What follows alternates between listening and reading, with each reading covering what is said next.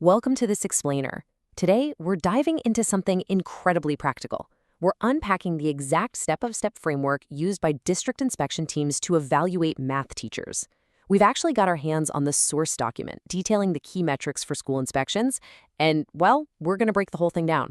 So imagine you're sitting in the back row of a middle school math class, clipboard in hand. What specific metrics are you actually looking for to figure out the quality of education happening right in front of you? I mean, teaching can definitely feel like an art form, right? But district inspectors, they have to turn it into a science using real actionable data. Here is the inspector's journey across 5 distinct phases. 1. Setting the classroom scene. 2. Evaluating the teaching method. 3. Measuring real student engagement. 4. Checking the paper trail. And 5. Outcomes and constructive guidance. Let's dive in. Section 1. Setting the classroom scene. The initial walk-in. Okay, so before a single math problem is even written on the chalkboard, the inspector has to establish a baseline. Step 1 just covers the basics.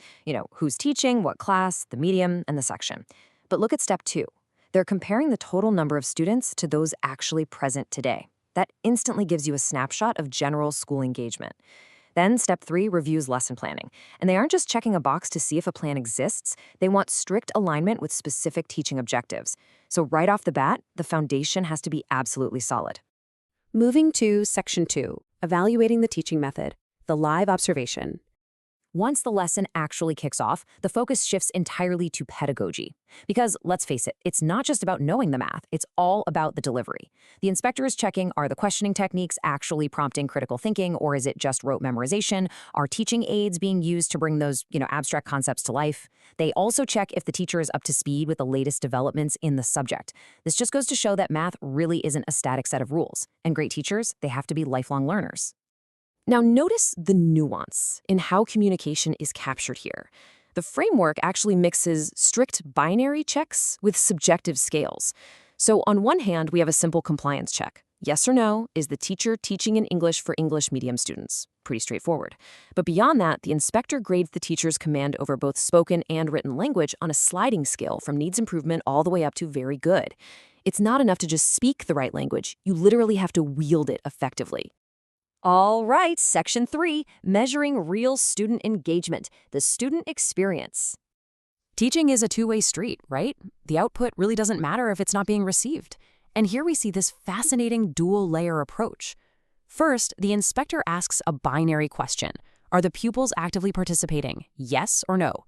But then it gets highly specific about inclusivity. They have to evaluate if the weak, average, and bright students are all being kept in view. A perfect math lesson isn't just one that engages the top 10% of the class. It actually brings the entire room along for the ride.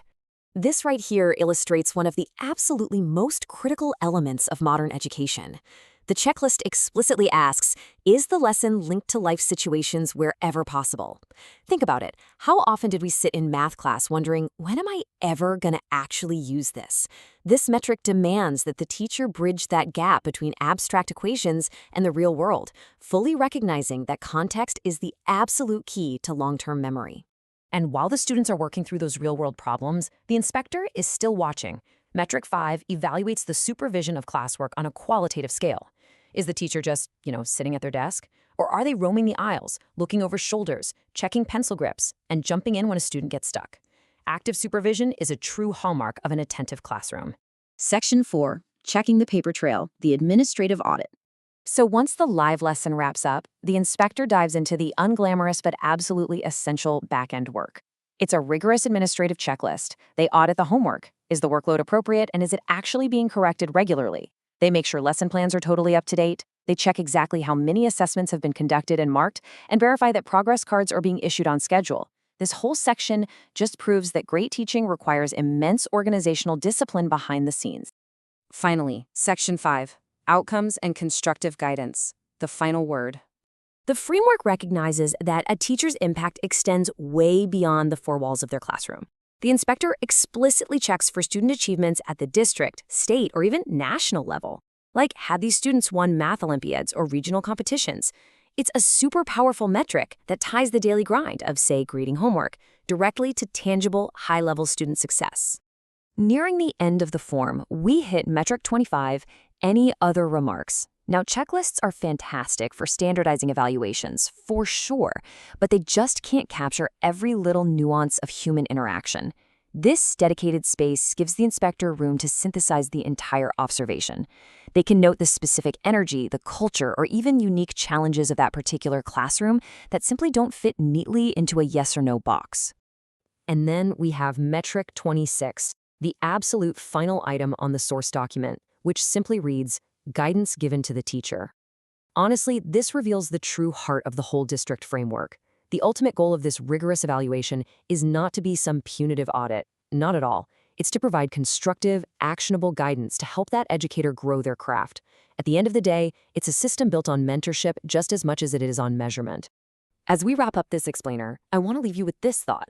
We've seen how meticulously district inspectors evaluate everything from the sheer amount of homework to the real-world application of a math problem. If a classroom truly is only as strong as what gets measured, consider how this strict but deeply supportive framework fundamentally shapes the educational experience. By measuring clarity, inclusivity, and real-world connection, they aren't just evaluating a teacher, they're safeguarding the future of learning. So what do you think? How would your favorite teacher have scored on this checklist?